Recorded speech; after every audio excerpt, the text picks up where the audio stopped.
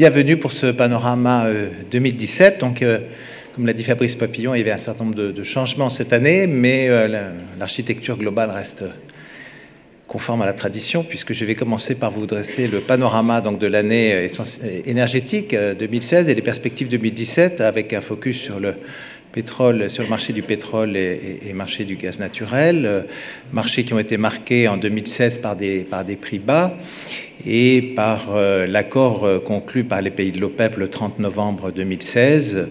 La question qui se pose, c'est est-ce qu'on est à un nouveau tournant pour le marché pétrolier aujourd'hui? Et puis pour finir, je terminerai avec quelques éléments sur la dynamique de la transition énergétique mondiale et son impact sur les marchés. Commençons d'abord par les grandes évolutions du marché pétrolier mondial. Donc la fin de l'année 2016 a été marquée par l'accord de l'OPEP le 30 novembre, qui a été suivi par un accord avec les pays non OPEP le 10 décembre, ce qui est un peu une première. Et cette décision marque évidemment un tournant dans la politique de l'OPEP après la décision prise en novembre 2014. Et c'est l'abandon de la stratégie de défense des parts de marché qui avait été décidée donc en 2014. Pour commencer, je voudrais essayer d'examiner un peu quelles ont été les conséquences de cette stratégie de 2014 sur le marché sous différents angles. Tout d'abord, l'impact de la stratégie OPEP de 2014 en termes de volume. On a assisté à un rééquilibrage du marché. L'impact de l'accord de 2014 a été important puisque sous l'impulsion de l'Arabie saoudite en 2014, l'OPEP décidait de ne pas intervenir sur le marché, de ne pas soutenir les prix en réduisant sa production et de laisser l'ajustement des prix réduire progressivement les excédents d'offres qui étaient liés à la montée en puissance très rapide des huiles de schiste aux États-Unis. Alors, comme on voit sur ce graphe, l'impact de cette stratégie a été effectivement très important et on peut dire qu'en termes de volume, elle a globalement atteint son objectif. Elle a permis de limiter assez fortement l'accroissement des productions les plus coûteuses, notamment celles des huiles de schiste américaines, même si ça a pris plus de temps que sans doute l'OPEP l'imaginait au départ. Ainsi, en 2015, la production d'Amérique du Nord a continué à augmenter, mais à un rythme 2 fois moins rapide qu'en 2014. Et en 2016, on a vu qu'elle commençait à baisser avec une baisse de 1,5 million de barils jour. Dans le même temps, on assistait à une forte augmentation de la demande mondiale, plus de 1,2 million de barils jour en moyenne sur les années 2014, 2015, 2016. Et les derniers chiffres donnés par l'AIE pour le bilan de 2016 font état d'une hausse de la demande de 1,5 million de barils jour, ce qui est très élevé. C'est le double de la croissance qu'on avait en 2013 avant la baisse des prix. La production des pays de l'OPEP, dans ce contexte, a augmenté de plus de 1 million de barils jour en 2015 et en 2016. Donc en 2016, on a vu, du fait de cette stratégie, les excédents de l'offre sur la demande se réduire. Alors, quel a été l'impact en termes de prix? Évidemment, il a été extrêmement violent. Les prix du baril ont continué à baisser jusqu'au début de l'année 2016, générant des inquiétudes sur la durée de la crise. Parce que malgré le recul de la production nord-américaine, malgré la croissance des volumes en provenance du fait de la croissance des volumes en provenance des pays de l'OPEP et du fait des incertitudes sur la demande, on pouvait se poser la question de savoir si les prix n'allaient pas rester à des niveaux extrêmement bas de façon durable. Alors l'année 2016 a rendu son verdict. 2 facteurs ont favorisé le mouvement de hausse, comme vous le voyez sur ce graphe, même si la moyenne à 44 $ le baril reste très basse et inférieure à 2015. Il y a un mouvement de hausse par rapport à il y a un an. Il faut se souvenir qu'il y a un an, le prix du brut était à 30 $ le baril. Donc les prix ont commencé à se redresser dès le premier semestre, de 30 $ en janvier à une zone de 45 à 50 $ à partir du mois de mai et du mois de juin. Donc la stratégie de non-intervention de l'OPEP commençait à porter ses fruits, même si il y avait une grande incertitude tout au long de l'année sur le calendrier du rééquilibrage de l'offre et de la demande.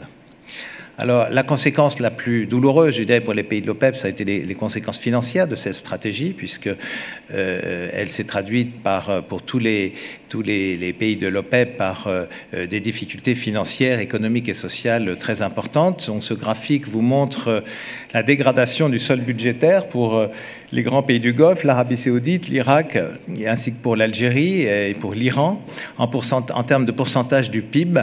Vous voyez que pour l'Arabie saoudite, le déficit budgétaire a représenté en 2016 comme en 2015 de l'ordre de 15% du PIB. Et on voit des situations analogues pour l'Irak ou pour l'Algérie. Le Venezuela, qui est mentionné également, se trouve, lui, confronté à une crise particulièrement grave.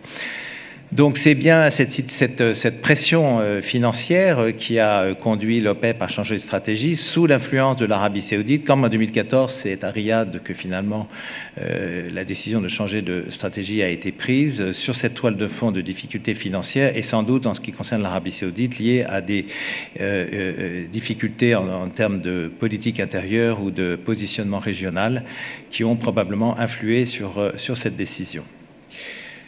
Alors, quel est le contenu de cet accord de novembre 2016 qui regroupe donc les pays de l'OPEP, 8 ans après le précédent accord de réduction de l'offre qui datait de 2008. L'objectif de cet accord est d'accélérer le rééquilibrage du marché et d'obtenir un redressement plus rapide des prix. Donc, il prévoit à partir du 1er janvier 2017 une réduction de l'offre pour 6 mois de 1,2 million de barils de jour pour les pays de l'OPEP et 600 000 barils de jour pour les pays non OPEP.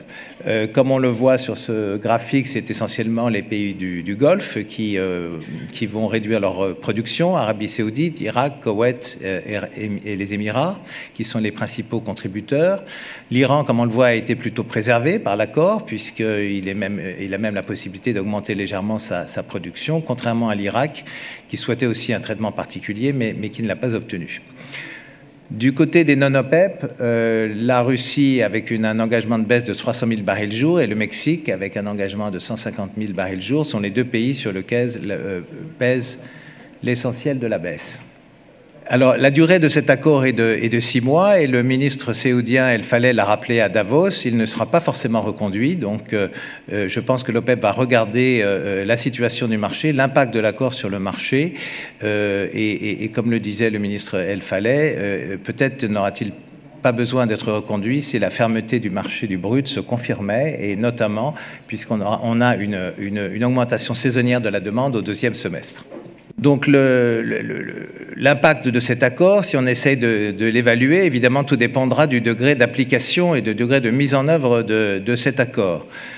Le déficit, comme on le voit sur ce graphe, après 3 années d'excédents importants qui ont conduit à une accumulation de stocks extrêmement importante, le déficit pourrait être compris entre 700 000 et 1,4 million de barils de jour en 2017, en fonction du degré d'application de l'accord par l'OPEP et par les non-OPEP. Le respect total ou partiel de ces engagements sera donc la clé pour obtenir une remontée significative des prix. Mais il y a d'autres éléments à prendre en compte.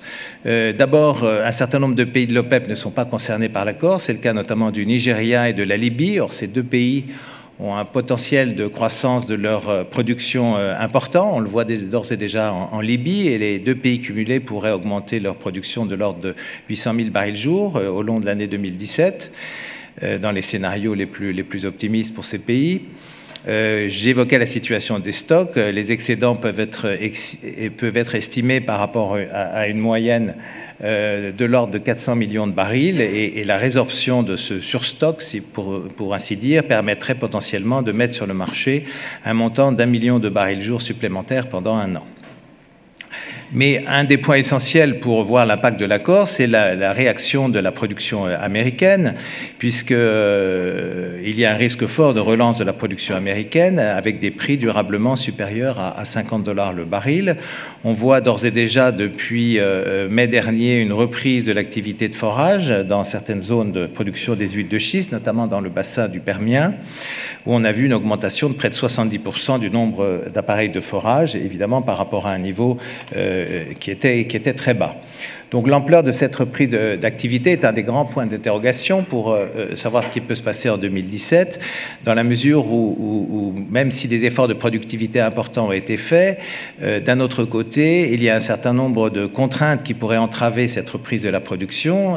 D'abord des délais pour remobiliser du personnel après les licenciements massifs qui sont intervenus aux États-Unis.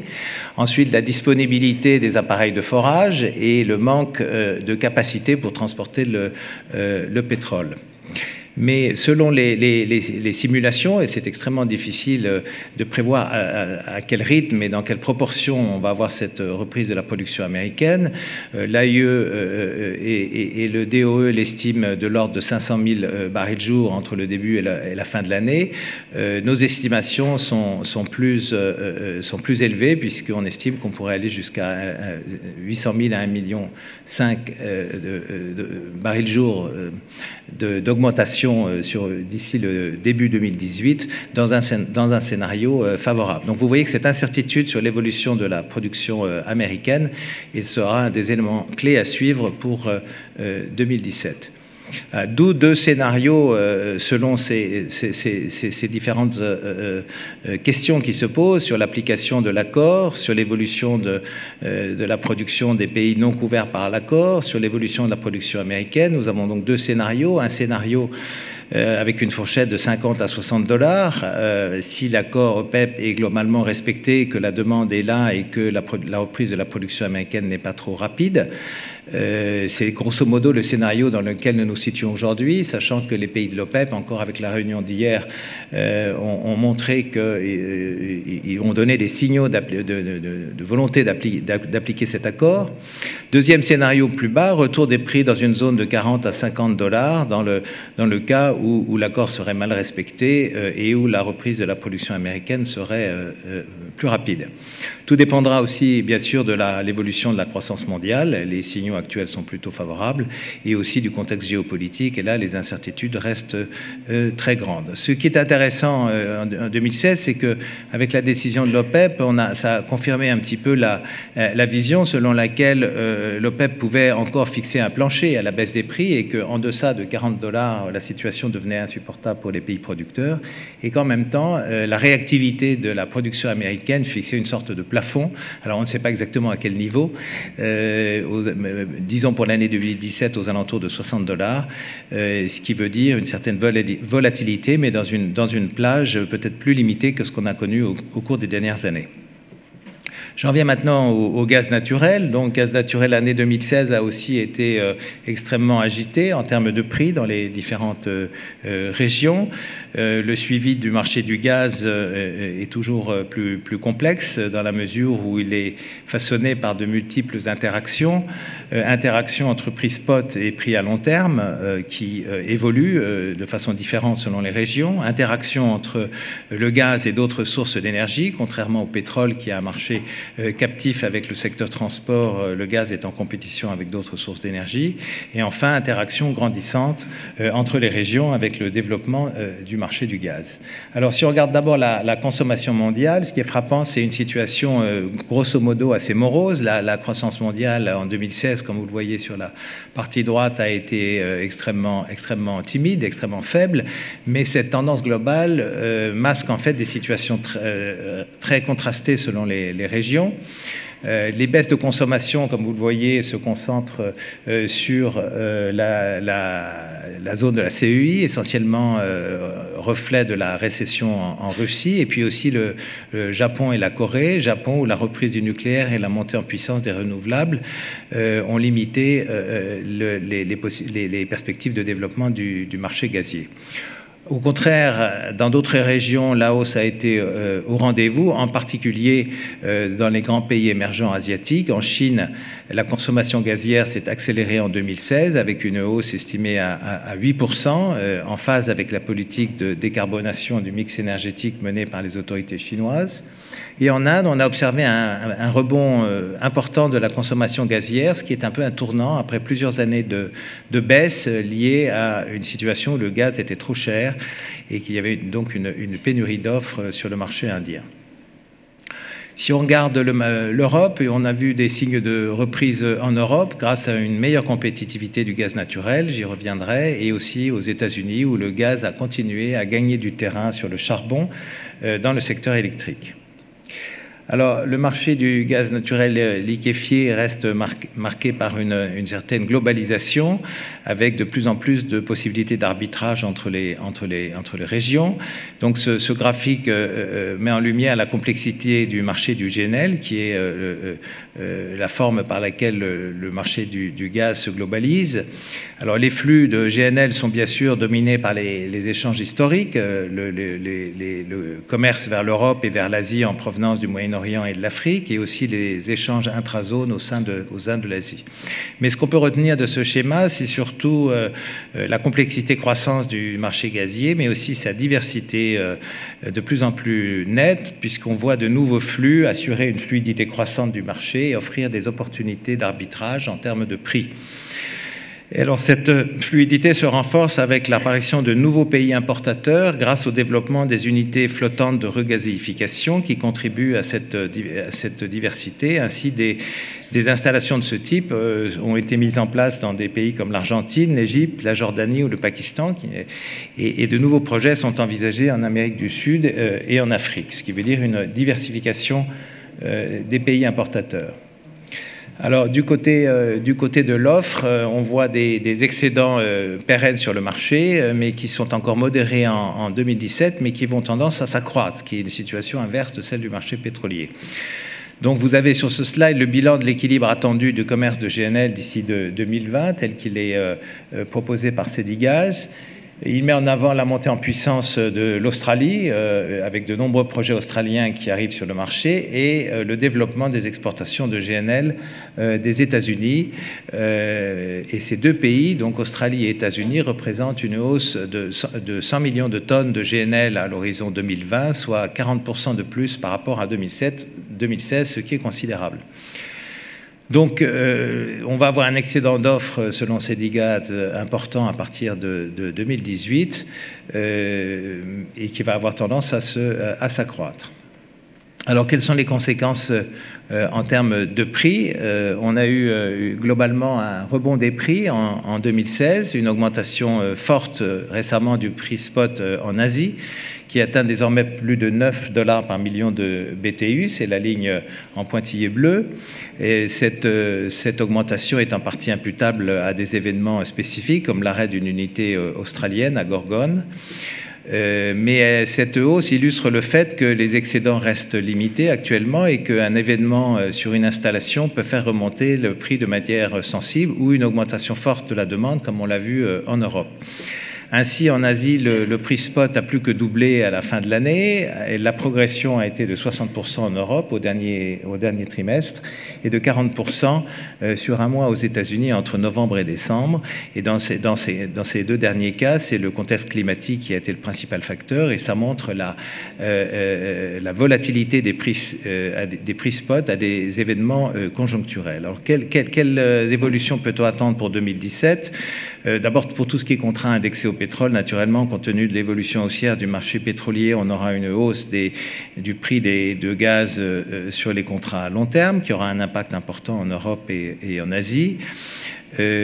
Pour le marché américain, une hausse est également envisagée, mais le prix resterait encore relativement faible, aux alentours de 3,5 $ par million de BTU, c'est-à-dire que l'avantage compétitif des États-Unis est pérennisé. Il reste à peu près à la moitié du prix européen et au tiers des prix asiatiques. Donc ces évolutions montrent que malgré une certaine globalisation du marché du GNL, il n'y a pas de prix d'équilibre mondial pour le gaz. Le contexte régional prédomine encore du fait du coût de transport élevé du gaz, et on voit que les possibilités d'arbitrage jouent essentiellement un rôle d'optimisation des marges pour les revendeurs.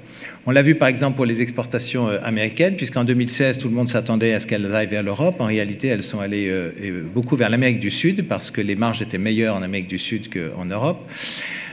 Fin 2016, en revanche, il y a eu compétition entre l'Asie et l'Amérique du Sud pour le GNL américain.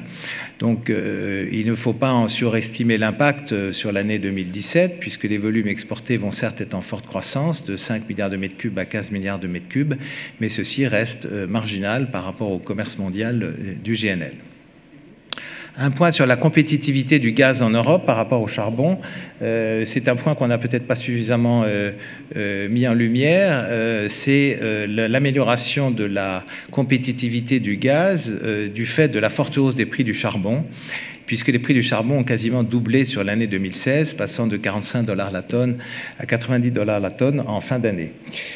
On voit sur la partie droite de ce graphique qu'au-delà de l'amélioration de la compétitivité du gaz liée à l'augmentation des prix du charbon, l'impact de la taxe sur le CO2 au Royaume-Uni a contribué encore à creuser l'écart entre le gaz et le charbon en faveur du gaz naturel. Alors, en 2017, la situation devrait se dégrader, avec la hausse de la compétitivité du gaz devrait se dégrader du fait de la hausse des prix qui est attendue pour 2017. Mais au Royaume-Uni, le gaz resterait encore compétitif, comme on le voit sur ce graphique, même si son avantage se réduit.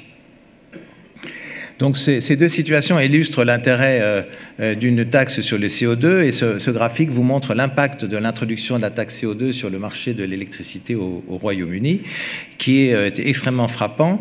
Cette taxe a été mise en place en 2013. Elle a pesé sur l'évolution de la part relative des différentes énergies, puisque d'un côté, on a une forte progression des énergies renouvelables et en même temps une amélioration de la compétitivité du gaz qui a gagné des parts de marché importantes par rapport au charbon.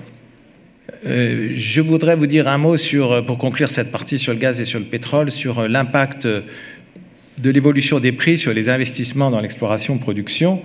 2016 aurait été la deuxième année de très forte baisse des investissements dans l'exploration-production. Sur 2 ans, la baisse a été de plus de 40%, à peu près équivalente à celle qu'on avait observée lors des chocs pétroliers au milieu des années 80.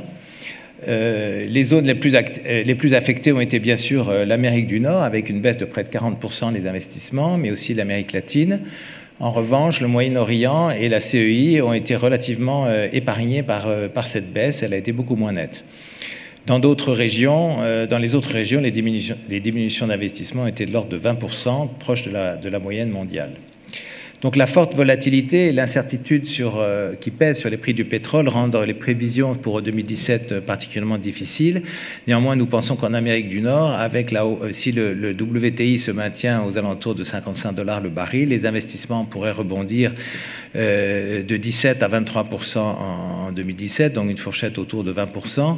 Mais en dehors de l'Amérique du Nord, les investissements devraient rester relativement stables, conduisant à une hausse globale au niveau mondial aux alentours de 5%.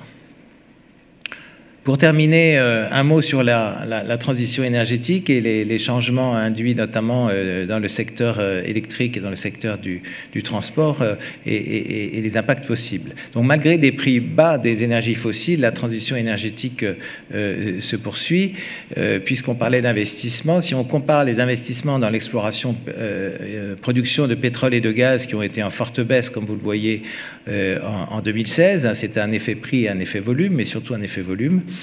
Et vous voyez que du côté des énergies renouvelables, il y a un trend haussier avec une baisse en 2016, mais qui est plus lié à un effet prix qu'à un effet volume. On a un volume d'investissement aux alentours de 300 milliards de dollars, ce qui montre que la baisse de 2016 ne marque pas vraiment un recul de l'activité. Elle est surtout le reflet de la baisse des coûts. On fait plus avec moins de dépenses.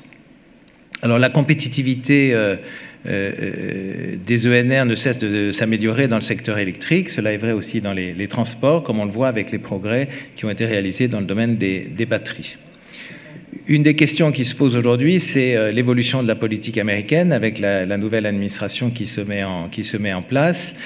Si on regarde les tendances des dernières années, on voit que le charbon roi des années 2000 est de plus en plus contesté. Les ENR ont joué un rôle important dans ces évolutions, mais c'est bien sûr la compétitivité des gaz de schiste qui continue à gagner des parts de marché sur le marché de l'électricité. ce qui invite à modérer le potentiel de changement qui pourrait être initié par la nouvelle administration américaine. Il faut se rappeler que la révolution des gaz de schiste est liée au caractère de plus en plus compétitif de ces ressources, et la période de baisse des prix a encore accru les gains de productivité dans cette industrie qui est encore une industrie très jeune. Un autre point d'actualité qui a été beaucoup débattu et qui le restera compte tenu des incertitudes, c'est les effets de la transition énergétique dans le domaine des transports avec le développement des véhicules électriques hybrides. Comme on le sait, ils connaissent actuellement une progression extrêmement rapide. Les ventes ont augmenté de 70% en 2016 par rapport à 2015. La barre de 1 million de véhicules en circulation au niveau mondial a été dépassée. Mais il faut relativiser ces chiffres. Si on se projette à 25 ans, comme vous le voyez sur ce graphe, le parc total de véhicules électrifiés pourrait se situer entre 150 et 400 millions de véhicules selon les scénarios. Le scénario plus conservateur de l'AIE ou le scénario plus ambitieux de Bloomberg. Et selon ces scénarios, nos calculs montrent que cela entraînerait un recul qui pourrait être compris entre 2 et 6 millions de barils jour de la consommation de pétrole par rapport à un scénario où de toute façon on a aussi un plafonnement de la hausse du fait de l'efficacité énergétique accrue des moteurs thermiques et un durcissement des normes au niveau mondial. Donc c'est un impact important pour le marché pétrolier, en même temps par rapport à un marché de l'ordre de 100 millions de barils jour à horizon 2040, ça laisse quand même pour l'industrie pétrolière des débouchés importants, y compris dans le secteur transport, puisque le secteur transport, ce n'est pas aussi que le véhicule particulier.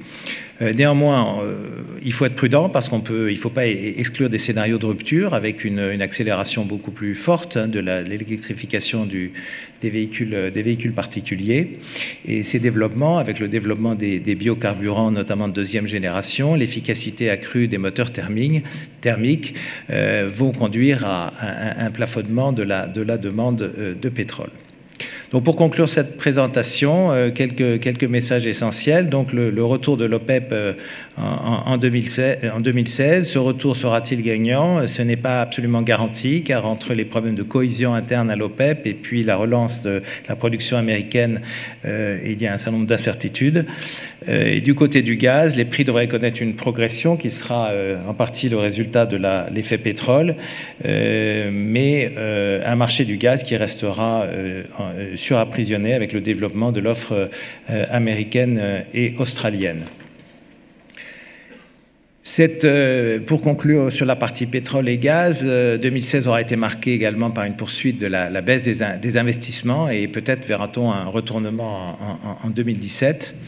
Enfin, la dynamique de la transition énergétique se poursuit. La baisse des coûts permet de faire plus avec moins d'investissements. Et même si la transition, notamment dans le secteur transport, prendra du temps, le pic de la demande pétrolière se profile. Ce sera donc le résultat de la montée en puissance des solutions alternatives, à l'image des véhicules électrifiés, mais aussi de l'efficacité en constante progression des motorisations thermiques et une transition énergétique qui peut changer à terme les équilibres globaux du marché pétrolier. Merci beaucoup de votre attention. Merci beaucoup Didier Houssin pour cette présentation. Vous pouvez rester peut-être près de moi, comme ça on sera l'un près de l'autre pour quelques petites précisions ou questions complémentaires qui pourraient être intéressantes parce que vous avez dans vos conclusions rappelé quelques tendances passionnantes et notamment le fait que ce fameux prix du brut du baril de pétrole qui allait peut-être remonter, qui commençait à remonter. On a beaucoup parlé pendant des années de ce qu'on appelait le peak oil au niveau de la production. Là, certains s'interrogent sur le peak demand. Vous avez vous-même dit que l'électrification, la transition énergétique allait peut-être bouleverser les équilibres et la demande en termes pétrole. Au même moment, on a l'OPEP, l'accord avec la Russie, l'arrivée de Donald Trump qui semble être l'ami des pétroliers, donc sans doute production qui va augmenter. Est-ce que vous diriez qu'on arriverait vers ce fameux peak demand dont on parle ? Comme j'ai dit dans ma conclusion, c'est la perspective, c'est d'ailleurs ce qu'il faut souhaiter du point de vue de la transition énergétique, c'est qu'on aille vers un pic de la demande et je pense que de ce fait, l'inquiétude s'est un peu déplacée du peak oil vers le peak demande, comme on dit en anglais, inquiétude du point de vue de l'avenir de l'industrie pétrolière. On voit que le pétrole a été déplacé d'un certain nombre d'usages, complètement de la production d'électricité. Il faut se souvenir qu'au moment du premier choc pétrolier, c'était 75% de la production d'électricité française, d'où le développement du programme nucléaire. Donc il y a encore un potentiel de déplacer le pétrole d'un certain nombre d'usages, mais la caractéristique du marché pétrolier, c'est qu'il est très lié à la demande du secteur transport, puisqu'il représente 95% de la demande du secteur transport, et que les déplacements vont être plus lents et plus difficiles, premièrement. Et puis deuxièmement, on a une dynamique de la demande au secteur transport qui est extrêmement forte et qui accompagne la croissance des pays émergents. Donc ça va prendre un certain temps, mais la perspective, c'est effectivement un plafonnement de la demande, avec d'abord une plus grande efficacité des moteurs thermiques, c'est un sujet sur lequel on travaille beaucoup à l'IFP, et puis une part croissante des véhicules électriques et hybrides dans le transport particulier, et aussi probablement le développement du gaz dans un certain nombre de secteurs, comme le transport maritime. Une question aussi liée au prix, avec l'augmentation du prix du pétrole. On voit d'ailleurs la fiscalité qui s'ajoute à ça. En France, notamment, quelques centimes de plus pour le diesel, un petit peu moins pour le sans-plomb. Est-ce que vous pensez qu'il va y avoir une tension sur peut-être la reprise ou sur les aspects liés à l'économie nationale, à la croissance, à la consommation ? Tension liée à une hausse de la fiscalité sur les carburants liée à l'introduction d'une taxe sur le carbone en France. Il y a aussi l'impact du différentiel entre les véhicules diesel et les véhicules à essence, et puis l'impact de la hausse du prix du brut qui a un impact sur les prix à la pompe. Ceci dit, il reste relativement modeste pour l'instant, et pas de nature à avoir un impact considérable sur la demande, en tout cas à court terme. On ne va pas se retrouver comme au Mexique avec des gens qui font la queue, voire des émeutes pour arriver à la station essence. On n'aura pas le même problème. Oui, c'est intéressant parce qu'on a dit beaucoup qu'un des thèmes, un des bénéfices de la période de prix du pétrole bas, c'est qu'un certain nombre de pays producteurs, notamment, ont diminué les subventions et les prix administrés des produits pétroliers pour les liés au marché. Tout le monde, ça marchait bien quand les prix étaient bas, mais quand les prix montent, ça marche un peu moins bien. Donc on voit que c'est difficile. Le problème ne se pose pas en France puisque les prix ont été libérés il y a pas mal d'années, mais ça peut être un problème pour de nombreux pays producteurs.